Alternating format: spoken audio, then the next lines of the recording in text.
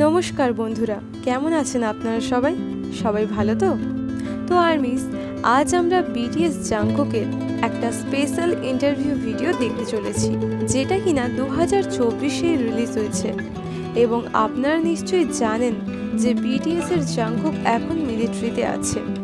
আর আপনারা হয়তো ভাবছেন, তাহলে এই ইন্টারভিউটা কবে হলো? আর্মিস, আমি আপনাদের বলে দিই যে জাংকুক যখন গোল্ডেন অ্যালবামের প্রমোশনের জন্য আমেরিকা গিয়েছিলেন, ঠিক সেই সময় এই ইন্টারভিউটা তিনি শ্যুট করেছিলেন। সিরিয়াস এক্সএম এর হোস্ট জাংকুককে অনেকগুলো ইন্টারেস্টিং কোশ্চেন করেছিলেন এবং জাংকুককে বলতে হয়েছিল যে কোন কোন বিটিএস মেম্বার তার বলা প্রশ্নে ফিট হয়। আর্মিস, তাহলে ভিডিওটা শুরু করা যাক। জাংকুককে যে প্রথম প্রশ্ন করা হয়েছিল সেটা হলো যে সকল বিটিএস মেম্বার্সের মধ্যে আপনি কাকে পার্টিতে প্রাণ মনে করেন, মানে কোন সদস্য পার্টিতে না এলে সেখানে মজা হয় না। তখন আমাদের জাংকুক বলেন জেহোপ আরএম জাংকুক। জাংকুকের কথা শুনে বোঝা যাচ্ছে যে এরা তিনজনই হলো পার্টিতে প্রাণ। এরা না থাকলে ঠিক পার্টিতে মজা হয় না। এরপরেই হোস্ট বলেন, আপনারা লাস্ট পার্টি কবে করেছিলেন? জাংকুক একটু ভেবেই বললেন, অনেক দিন হয়ে গেছে। কারণ যেভাবে বিটিএস মেম্বার্সরা নিজেদের সোলো কেরিয়ার নিয়ে ব্যস্ত থাকতো, আমার মনে হয় না তারপর আমরা একসাথে কোনোদিনও এসেছি। আমার মনে হয় এটার জন্য আমাদের কাছে তখন সময় ছিল না।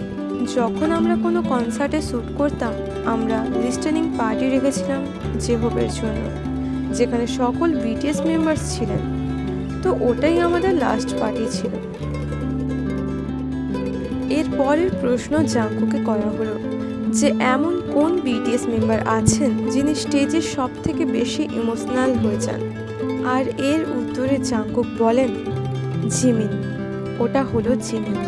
আমিও স্টেজে ইমোশনাল হয়ে যাই, কিন্তু জিমিনের চোখে তার ঝলক আছে। আমাদের গ্রুপ কনসার্ট চলাকালীন যখন আমি নিজেকে ভেতর থেকে ভারী ফিল করতাম, তখন আমি কেঁদে দিতাম। যখন কিনা জিমিন সেই পুরো সময় না কেঁদে নিজের ইমোশনকে আটকে রাখতেন, আর ওটা ওনার চোখ দেখলে বোঝা যায়। আর্মিস, এখানে জাংকুক একদম ঠিক কথা বলেছেন।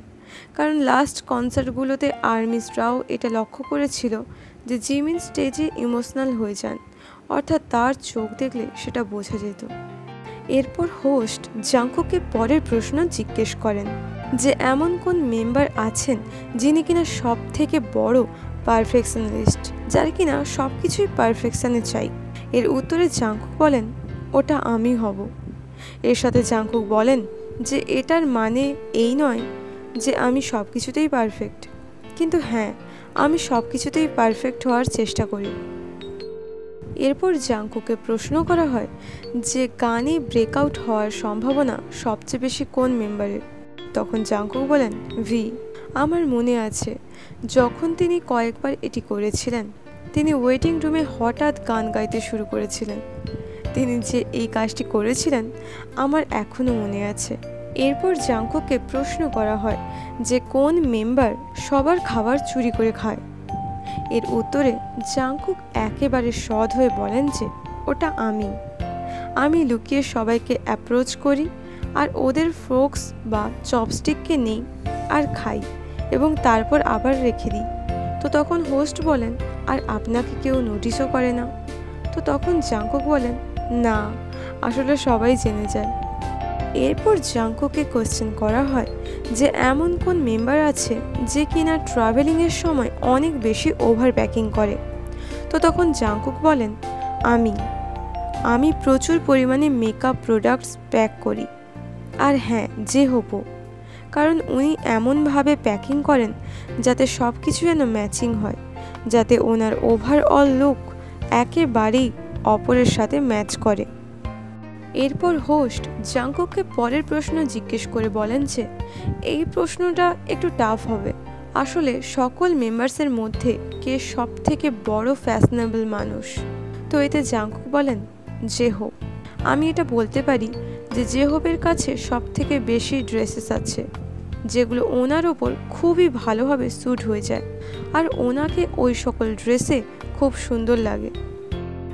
এরপর হোস্ট ওনাকে প্রশ্ন করেন যে বিটিএস এর মধ্যে কোন মেম্বার সব থেকে বেশি অ্যাক্সেসরিজ পরে। তো জাংকুক তাতে বলেন, আমি সাধারণত ডেইলি লাইফে অ্যাক্সেসরিজ আরও পরি না, কিন্তু যেহেতু আমি অনেকগুলো পিয়ার্সিং করিয়ে রেখেছি, মানে লিপ পিয়ার্সিং আর ট্যাটুর জন্য, এমন মনে হয় যে আমি অনেক অ্যাক্সেসরিজ পরে থাকি। কিন্তু এমনটা নয়, আমি একবারে বেশি অ্যাক্সেসরিজ পরি না। কিন্তু থামুন, আমি যদি এটার ব্যাপারে ভাবি তাহলে হ্যাঁ, ওটা আমি যে কিনা সবচেয়ে বেশি অ্যাক্সেসরিজ ওয়্যার করি। এরপর হোস্ট জাংকুককে প্রশ্ন করে এমন কোন মেম্বার আছে যে কিনা ক্যারিওকে সব থেকে ভালো। জাংকুক বলেন ভি। উনি কখনো মাইক ছাড়েন না, উনি শুধু গাইতে থাকেন। এরপর হোস্ট জাংকুককে পরের প্রশ্ন করে যে আপনি কাকে গ্রুপের মধ্যে বেস্ট ড্যান্সার বলবেন। তো আর্মিস, আপনারা নিশ্চয়ই এই উত্তরটা আগে থেকেই জানেন। জাংকুক উত্তরে বলেন জেহো, তিনি গ্রুপের মধ্যে মেইন ড্যান্সার। এরপর জাংকুককে প্রশ্ন করা হয় যে কোন মেম্বার স্যাড মুভি দেখার সময় কেঁদে ফেলে। তো জাংকুক বলেন আমি। যখনই মুভিয়ে এমন কোনো সিন আসে, স্পেশালি ফ্যামিলি এর মধ্যে কোনো স্যাড ঘটনা, তো তখন আমি কেঁদে ফেলি। তো এই ইন্টারভিউর লাস্ট কোশ্চেন জাংকুককে জিজ্ঞেস করা হয় যে কনসার্ট দেখতে যাওয়ার জন্য আপনি কোন মেম্বারের সাথে যেতে চাইবেন। এটার উত্তরে জাংকুক বলেন RM, কারণ ওনার কাছে সবচেয়ে বেশি গভীর চিন্তা ভাবনা আছে আলাদা আলাদা মিউজিকের ব্যাপারে, আর উনি জানেন যে কিভাবে কোন মিউজিককে এনজয় করতে হয়। আর আমি সাধারণত RM এর এই সাইড দেখতে পাই না, কিন্তু আমার মনে হয় যে ওটা অনেকটা মজাদার হবে। তো এইভাবে এই ভিডিওটা শেষ হয়ে যায়। তো আর্মিস, তোমরা আমাকে কমেন্টে জানিয়ে বলো যে জাংকুকের এই ইন্টারেস্টিং ইন্টারভিউ ভিডিওটা তোমাদের কেমন লেগেছে। আর ভিডিওটা ভালো লাগলে লাইক, কমেন্ট এবং শেয়ার করে দাও। সবাই ভালো থেকো, সুস্থ থেকো। দেখা হচ্ছে পরের ভিডিওতে।